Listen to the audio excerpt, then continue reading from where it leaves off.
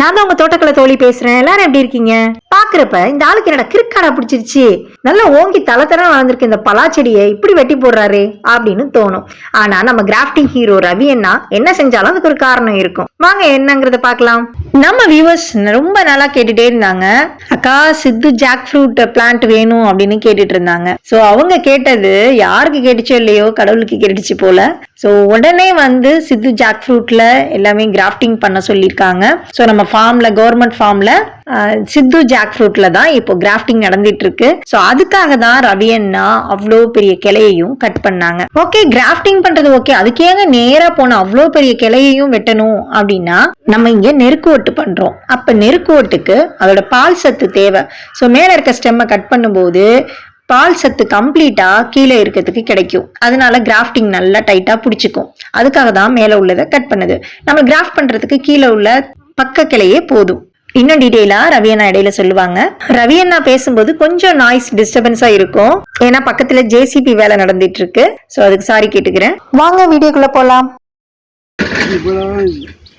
இவ்வளோ வேற வெட்டி போட்டிருக்கீங்களா? அது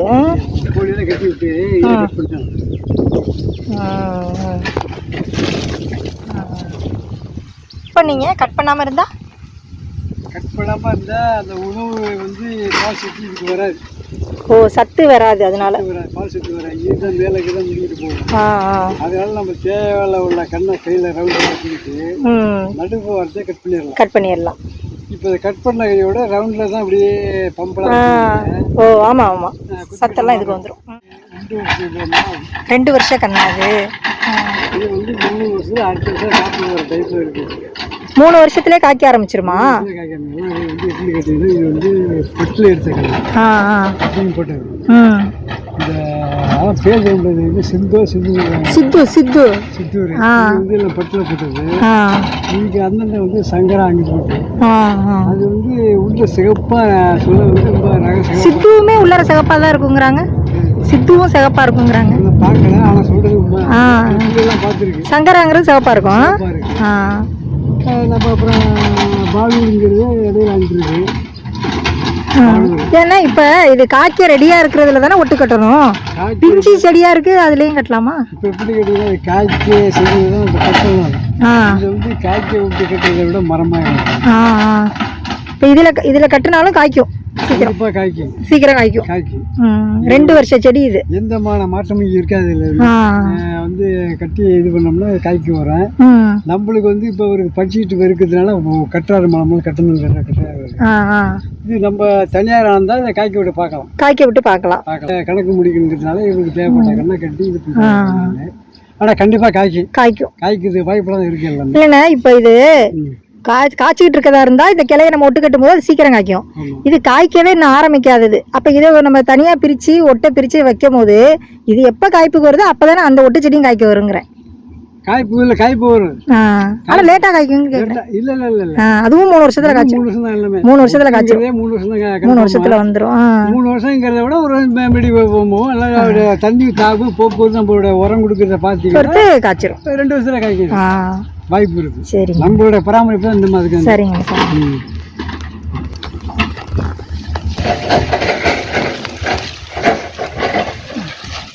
இது கட் பண்ணும்போது இப்படிதான் கட் பண்ணணும். கொஞ்சம் கூட ஒரு கிளிப்பு உடஞ்சி கிழிஞ்சி வந்தால் கூட இது வரையும் காய்க்கிறதுக்கு வாய்ப்பு வரும். கட் பண்ணுறதே இப்போ கேர்ஃபுல்லாக கட் பண்ணணும். இந்த பக்க கிளையெல்லாம் டேமேஜ் ஆகிடாம. ஆமாம். இப்போ நம்ம கொட்டை கட்டிக்கிட்டு பாக்கி இப்போ இதில் கூட எடுத்துடலாம். விட்டு கட்ட மாட்டோம். அந்த சென்டர்ல இருக்க கிளையை வெட்டும் போது அந்த கிளை சென்டர் கிளையில கூட தெறிப்பு எதுவும் வந்துடக்கூடாது அப்படின்னு சொல்றாங்க. ஏன்னா தெறிப்பு வந்துச்சு அப்படின்னு சொன்னா அந்த கிளை பட்டுச்சுனாவே உங்களுக்கு கிராஃப்ட் பண்ற மற்ற பக்க கிளையும் காஞ்சி போயிடும். ஸோ அதனாலதான் கேர்ஃபுல்லா அதை வெட்டணும்.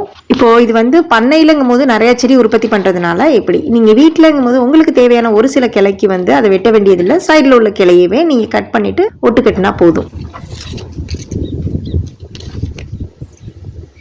இந்த இலையெல்லாம் நீட்டமா இருக்குது. என்ன இந்த இது விதை செடியில் இருக்குது இது எல்லாம் நீட்டமாக இருக்குது, அது உருண்டை. செடி வந்து குட்டையில் போட்டு வர செடி வந்து விலைகள் நீளமாக இருக்கும்.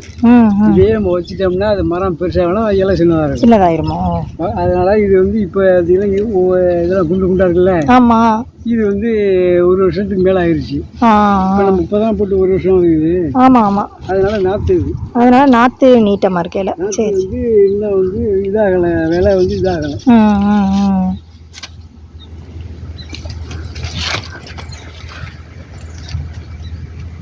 இப்படி வச்சு பார்த்துட்டு தான் கட் பண்ணணும். இப்போ கட் பண்ணி எடுத்துடலாம். அது வந்து அளவு மிஸ் ஆகிடுச்சுன்னா மறுபடியும் இதாகணும். கிரவுண்டில் அது சீவி வச்சிடலாங்க. அது புல்லு தான் நம்ம கட் பண்ணுறோம். முதல்ல அதை சீவிக்கிட்டு அதுக்கப்புறம் தான் ரூட் ஸ்டாக் கண்ணை பார்க்கணும்.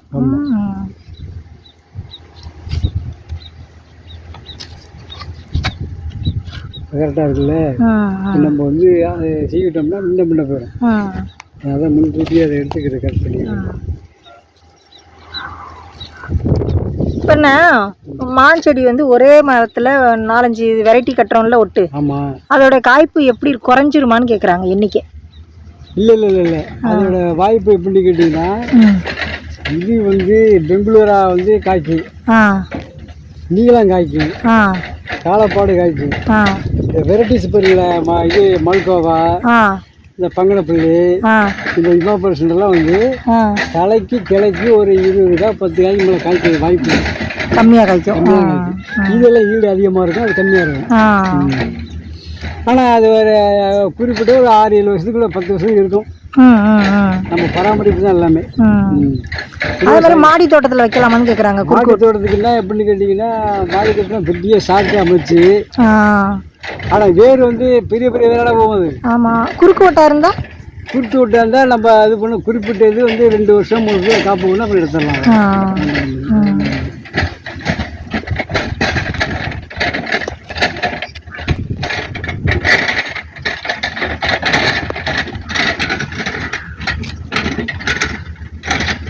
இப்போ 2 வருஷ செடினால பால் சத்து நல்லா இருக்கு. பால் சத்து அதிகமாக இருக்கு. பால் சத்து அதிகமாக இருக்கும். இதில் வந்து பால் சத்து கம்மியாக இருக்கு. ஏன் கம்மியாக இருக்குது? இதுவும் சின்ன செடி தான். இது வந்து எப்படி கேட்டிங்கன்னா, கன்று வந்து 2 வருஷத்துக்கு கன்று. ஒட்டு கட்டின பிறகு பாருங்களேன் எவ்வளோ அழகா இருக்கு அப்படின்னு. ஒரு சின்ன செடியில நம்ம எவ்வளோ செடியை இந்த ஒட்டு செடி மூலமா உற்பத்தி பண்றோம். ஏற்கனவே நான் சொல்லியிருக்கேன் விதை செடிக்கும் ஒட்டு செடிக்கும் உள்ள வித்தியாசம். ஒட்டு செடியில டேஸ்ட் அப்படியே இருக்கும், விதை செடினா டேஸ்ட் மாறும் அப்படின்னு. சில கிளை வந்து உயரமா இருக்கும், சில கிளை வந்து கீழே தரையோட இருக்கும். ஸோ அதுக்கு அட்ஜஸ்ட்மெண்ட்டா இந்த கவக்கம்பை வந்து கட் பண்ணி கொடுத்து ஹைட் அட்ஜஸ்ட் பண்ணியிருக்காங்க. அதுக்கப்புறமா ஒட்டு கட்டின பிறகு அதுல செம்மண்ணை பூசியிருக்காங்க. செம்மண்ணோட மாட்டு சாணத்தையும் பூசியிருக்காங்க. அது எதுக்காக பூசுறாங்க அப்படிங்கிறதையும் வீடியோல சொல்லுவாங்க. இது என்ன மண்ணுக்கா? இது சாணியும் செம்மண்ணை, அதில் உள்ள செம்மண். சாணியையும் செம்மண்ணையும் கலந்துருக்கீங்களா? ஏன் சாணியை கலக்கணும்? ஸோ சாணி செம்மண்ணோட சேர்க்கும் போது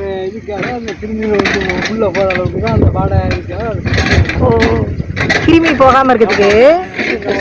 ஏன்னா கிருமி நாசினியில் சாணிய இந்த மாதிரி பூசிட்டு பூசையும் போடலாம்.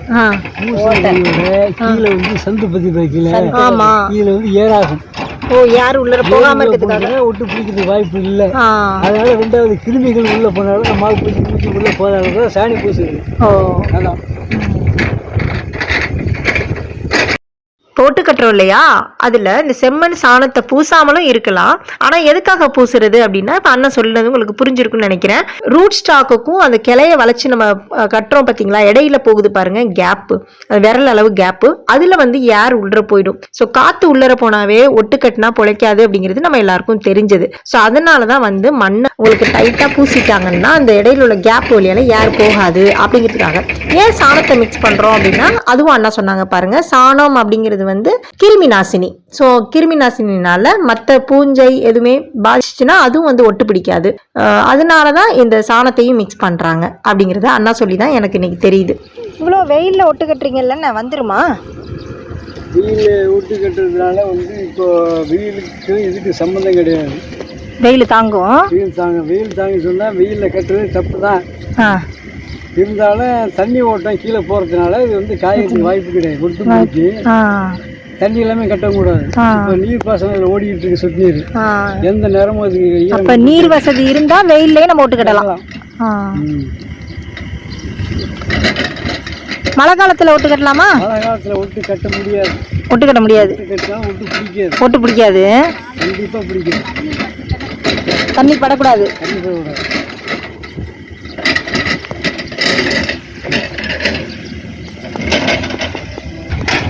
இந்த பிஞ்சு குச்சிலையும் கட்டுறீங்க? பிஞ்சு இல்லையா? இருக்கிறதுனால கட்டுறது. இந்த மாதிரி குச்சிலையும் கட்டலாம். இந்த மாதிரி குச்சிலையும் வந்து அதுக்கு இவ்வளோ ஏம்புலேருந்து கட்டலாம். இதில் கட்டினோம்னா இது வந்து விட்டு பிடிக்கிறதுக்கு வாய்ப்பு இல்லை. ஏன்னா கிளவி நிற்கிடுச்சு. அதனால தான் இங்கே உள்ளது பெஞ்சு பிடிச்சி உள்ளதை கட்டினா தான் பாசத்து கிடைக்குது. இது ரொம்ப முத்தன கலனால கட்டாமல் அதுக்கு மேலே உள்ளது இங்கே தான் கட்டலாம். அதனால தான் இப்போ இங்கே வந்து இதுக்கு கட்டலாம். இது பால் சத்து இருக்கு, இது பால் சத்து இருக்கு. மற்றபடி புரிதலை கட்ட முடியாது. நம்மளுக்கு எதில் கட்டலாமோ அதை தான் கட்டி எடுக்கலாம். ஒட்டு கட்டியாச்சு. ஒட்டு பிடிச்ச பிறகு இது தனியா பிரிச்சு எடுத்து சேல்ஸ் கொண்டு வந்துருவாங்க. ஸோ நம்ம சப்ஸ்கிரைபர்ஸ்க்கு கிவ்அவேவா கண்டிப்பா இந்த ஸ்பெஷலான ஜாக் ஃப்ரூட் பிளான்ட் அனுப்பி வைப்பேன்.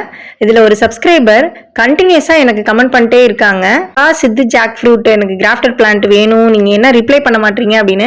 நான் கமெண்ட்ல ரிப்ளை பண்ணிட்டேன். வாட்ஸ்அப்லயும் கேட்டுட்டே இருக்காங்க. நான் சொல்லிட்டேன் ஒட்டு கட்டுன பிறகு கண்டிப்பா உண்டு அப்படின்னு சொன்னேன். ஸோ அவங்க கேட்டுட்டே இருந்ததுனாலயே என்ன தெரியல இவ்வளோ குயிக்கா வந்து இந்த சித்து ஜாக் ஃப்ரூட்ல வந்து ஒட்டு கட்டிட்டாங்க.